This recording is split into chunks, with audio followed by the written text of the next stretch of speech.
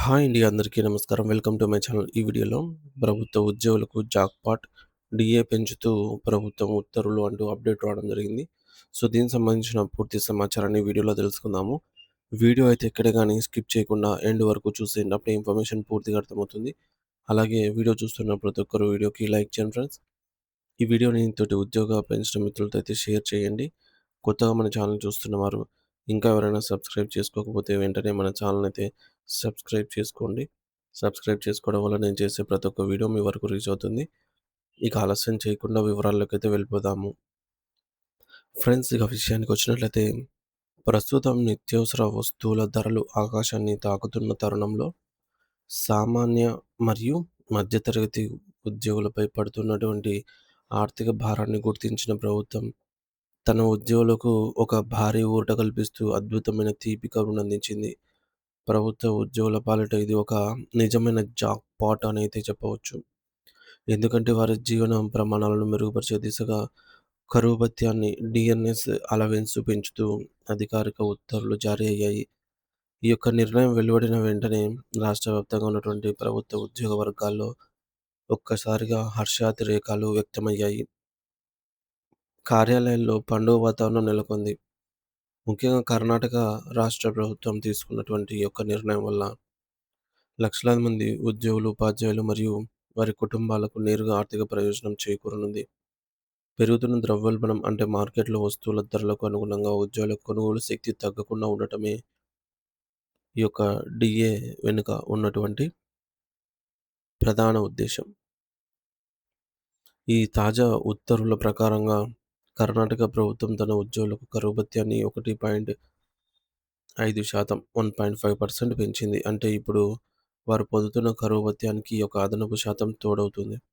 దీనివల్ల రాష్ట్ర ప్రభుత్వ ఉద్యోగులు పొందేటటువంటి డీఏ ఇప్పుడు మొత్తము 15.75% అయితే చేరుకుంది. ఇది గతంలో 14.25% కంటే గణనీయంగా ఎక్కువ అన్నమాట. అంటే పెరిగింది కాబట్టి 1.5%. సో, 14.25% నుంచి 15.75% వరకు అయితే పెరిగింది. ఈ యొక్క పెంపు కేవలం కాగితాల మీద పరిమితం కాకుండా ఉద్యోగులు పొందేటటువంటి టేక్ హోమ్ సాలరీలో స్పష్టమైన మార్పునైతే చూపిస్తుంది. ప్రభుత్వం తీసుకున్న ఈ యొక్క సానుకూల నిర్ణయంపై ఉద్యోగ సంఘాలు ప్రశంసల జల్లు కురిపిస్తున్నాయి.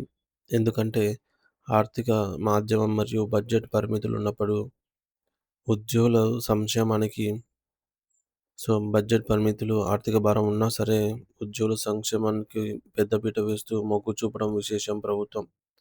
ఈ పెంపు వల్ల ప్రతి ఉద్యోగికి వారి హోదా మరియు సీనియారిటీని బట్టి నెలకు వందల నుండి వేల రూపాయలు అదనపు ఆదాయం అయితే లభిస్తుంది.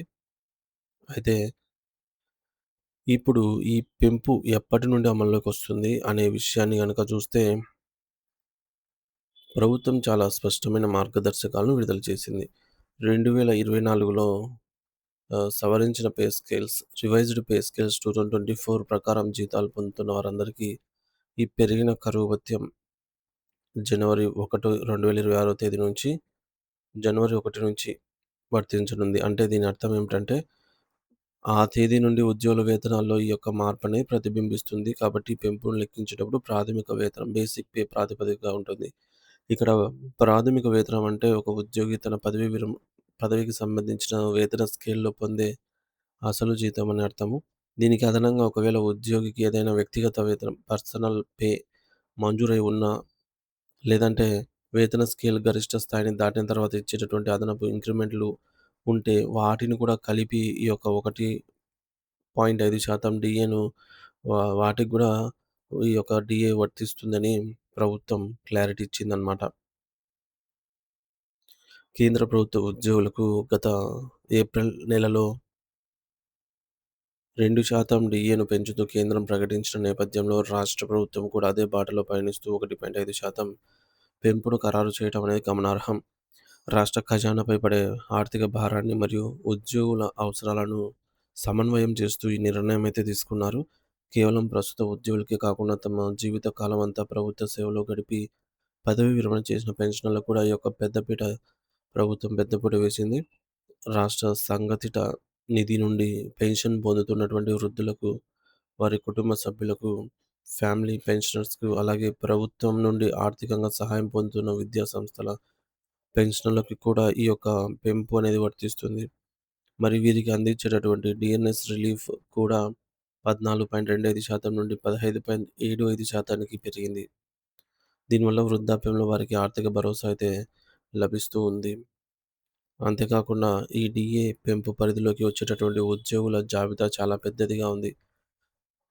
ఏంటంటే జిల్లా పంచాయతీల్లో పనిచేసే పూర్తికాల ఉద్యోగులు, ప్రభుత్వం నుండి గ్రాంట్ ఇన్ ఎయిడ్ సహాయం పొందే విద్యా సంస్థలు మరియు విశ్వవిద్యాలయాల్లో తాత్కాలిక పే స్కేళ్ళపై పనిచేసే సిబ్బంది, అక్కడ వర్క్ చార్జ్డ్ పద్ధతిలో పనిచేసే పూర్తికాల ఉద్యోగులందరికీ ఈ ప్రయోజనం అనేది చేకూరుతుంది.